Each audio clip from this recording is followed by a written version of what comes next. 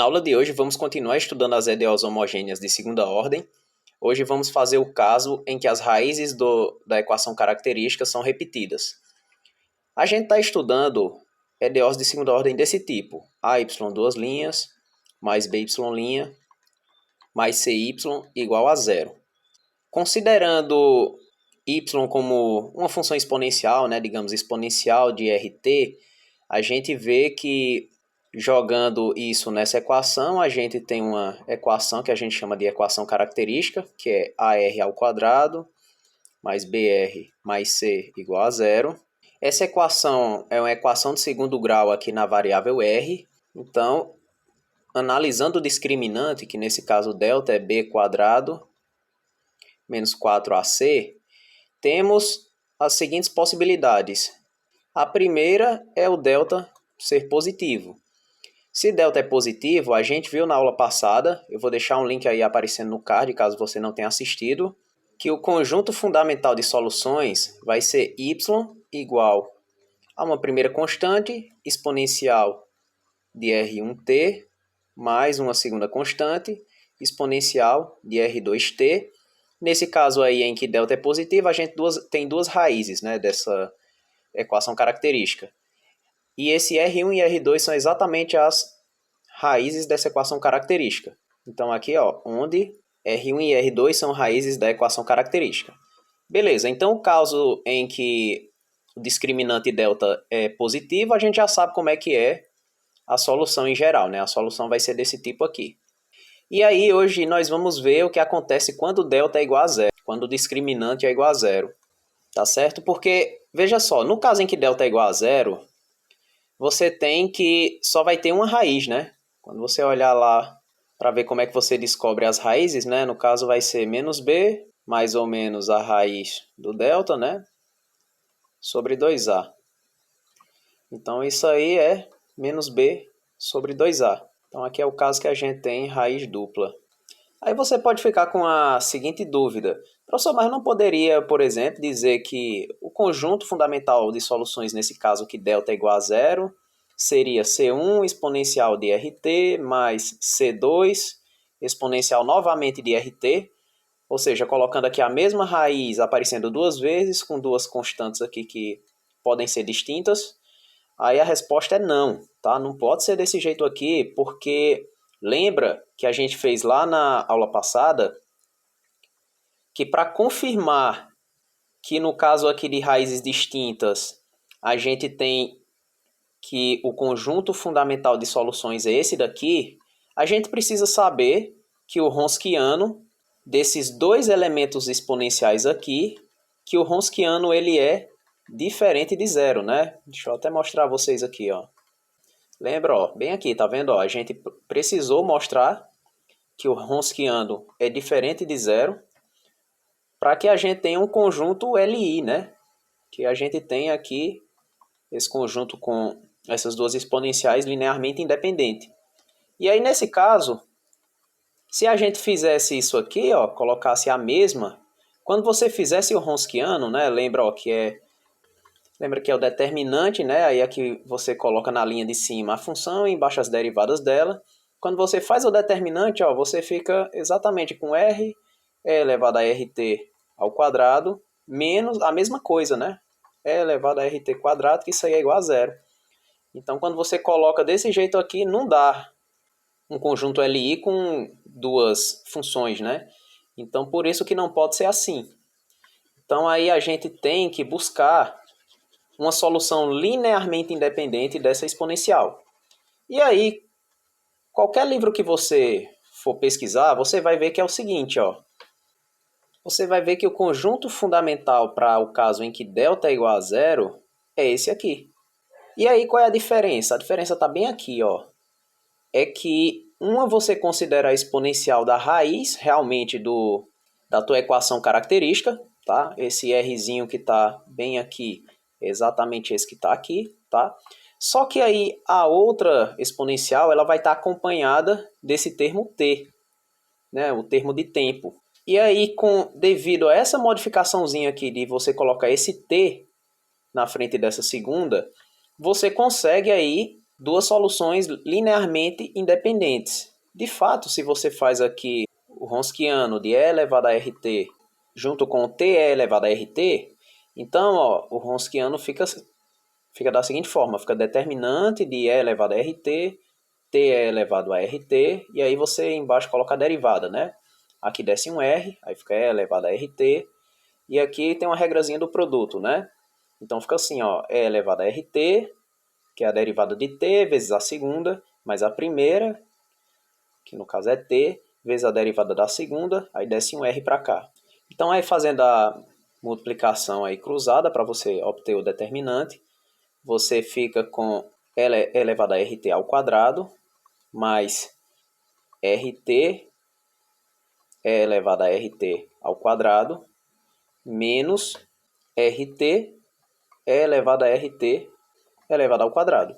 Só que aí você vê ó, que esse cancela com esse, então isso aí dá exatamente E elevado a RT quadrado, só que a exponencial nunca se anula, né? Então, ó, isso é diferente de zero. Então, de fato, esses dois aqui, eles são LI. Além disso, eu não falei, mas você tem que saber se esse termo novo aqui que você introduziu com esse T na frente, se ele soluciona a tua EDO homogênea. Mas aí, ó, nota que se você pôr y igual a t é elevado a rt, então y', nós já fizemos ali na parte do Wronskiano, né? Isso é e elevado a rt, mais tr é elevado a rt. E aí, y duas linhas vai ser re elevado a rt, mais, aí nesse daqui você vai ter uma derivada do produto, né? Então fica re elevado a rt, mais tr ao quadrado é elevado a rt. Perfeito? Que aí é a mesma coisa que 2r é elevado a rt mais r quadrado t é elevado a rt. Então, quando você faz AY duas linhas mais BY' mais CY, eu quero, utilizando esse Y aqui, eu quero mostrar que substituindo esse Y aqui, você vai conseguir zero, né? Ou seja, satisfaz a EDO homogênea. Então vamos lá, ó, colocar A bem aqui, e aí substituir Y duas linhas, que é 2R elevado a RT, mais R ao quadrado, T é elevado a RT. Aí mais BY', então mais B vezes E elevado a RT, mais TR é elevado a RT. E aí, mais CY. Então, mais C vezes T é elevado a RT. E aí você separa, tá? Você pega os termos que acompanham RT e coloca em evidência, e pega os termos que acompanham T é elevado a RT e põe em evidência.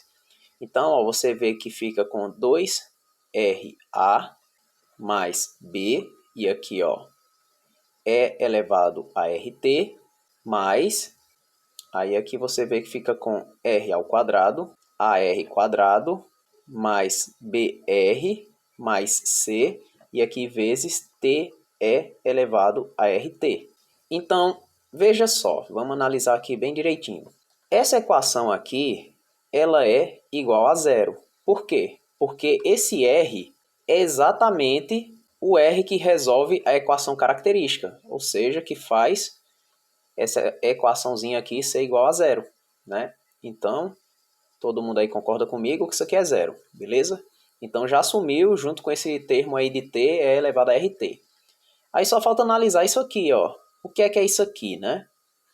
Veja só, você sabe que essa raiz r, ela é desse jeito, ó. R é igual a menos b sobre 2a. Então nota só o seguinte, ó. Como R é igual a menos B sobre 2A, então quando você passa o 2A aqui juntando com o R, multiplicando, você fica com 2RA igual a menos B. Quando você traz o B para o lado de cá, você conclui que 2RA mais B, isso aí é igual a zero. Então esse termo aqui ele também é igual a zero, tá? Exatamente devido à forma da raiz C menos B sobre 2A, da raiz única, né? Então, ó, esse resultado aí, de fato, ele é igual a zero. Portanto, T elevado a RT realmente resolve a tua EDO homogênea e é linearmente independente de E elevado a RT, beleza? Então, com isso, aí para você concluir que, de fato, esse aqui ele é o conjunto fundamental de soluções no caso em que nós temos que o discriminante delta deu zero, é só argumentar como na aula passada, bem no finalzinho, tá?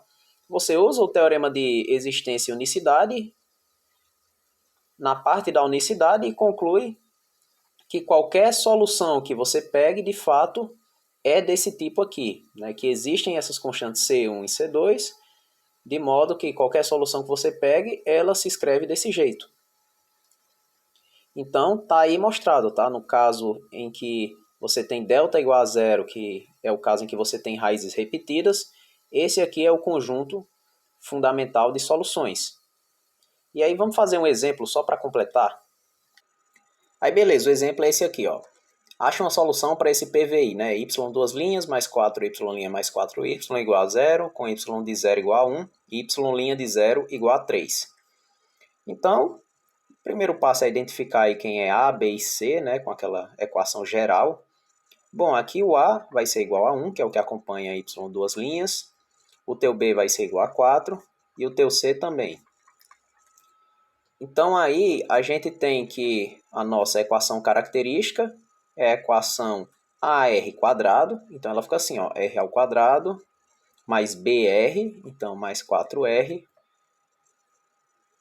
mais C, né, então mais 4, igual a zero. E aí quando você faz o discriminante, né, delta vai ser 4 ao quadrado, que é 16, menos 4 vezes A, que nesse caso é 1, vezes C, que é 4. Então, isso aí é 16 menos 16, que é igual a zero. Então, ó, a gente está no caso de raízes repetidas. Nesse caso, né, o nosso R vai ser apenas menos B, né, ou seja, menos 4, sobre 2 vezes A, que nesse caso é igual a 1, então é menos 4 sobre 2, que é igual a menos 2. Então, sabendo disso, o conjunto fundamental de soluções vai ser esse aqui. Correto? Em que aqui, ó, lembra que em uma delas você tem que colocar esse T aqui, tá? Para que você mantenha o negócio linearmente independente. Aqui, ó, eu só troquei o R, né, da construçãozinha que a gente fez por menos 2, que é a raiz, tá? Então fica desse jeito aqui. Aí você, professor, mas não precisa refazer aquela conta, fazer o Ronskiano, olhar se realmente é linearmente independente. Não, nesse caso não precisa mais, porque eu já fiz aqui para vocês, né? Em geral, ó. Até com um R aqui que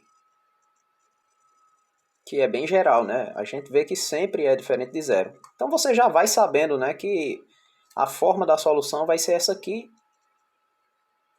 e que de fato é o conjunto fundamental de soluções. Então não precisa repetir Ronskiano, essas coisas não.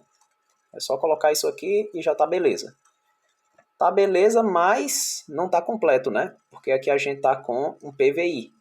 A gente tem que encontrar, mediante essas condições iniciais aqui, os valores de C1 e C2, né? Porque quando você tem um problema de valor inicial, você vai achar uma soluçãozinha única, né? Específica. Então aí a gente primeiro precisa fazer y de zero, que é substituir t por zero. Quando você fizer isso, você vai obter apenas C1, porque devido a esse t, essa parte aqui vai se anular, né? E aí você tem que fazer y' de zero, tá? Aí, claro, né? Aqui a gente tem um valor, né? Y de zero é igual a 1. Então aqui a gente já tem que nosso C1 vai ser igual a 1. Então, sendo C1 igual a 1, você já tem, ó, que teu y de t, ele é exponencial de menos 2t mais C2t elevado a menos 2t. Né? Já que a gente já sabe quem é C1, a gente já substitui para ficar mais fácil a derivação. Então, derivando, ó, y' de t, você vai ter menos 2e elevado a menos 2t mais C2, e bem aqui uma regrazinha do produto, né? Fica E elevado a menos 2t, menos 2t, E elevado a menos 2t. Beleza? E agora, y' em zero. Você vê ó, que daqui, como exponencial de zero é igual a 1, você fica com menos 2. E aqui, quando você substituiu, ó, aqui novamente vai ter um zero, então vai zerar esse termo aqui inteiro. E aqui a exponencial de menos 2t, isso é igual a 1 quando t é igual a zero. Então fica menos 2 mais C2. Só que y' de zero, aqui pela definição do PVI, isso é igual a 3. Então, isso aqui é igual a 3. Aí você passa o menos 2 para o lado de lá, fica positivo. 3 mais 2 é igual a 5. Para aí você concluir que C2 é igual a 5. E aí, você tendo C1 e C2, você substitui aqui no teu conjunto fundamental de soluções para você concluir que a solução do PVI é essa. Beleza? Pronto, então aí conclui o exercício e também conclui essa aulinha de hoje. Então valeu pessoal, até o próximo vídeo.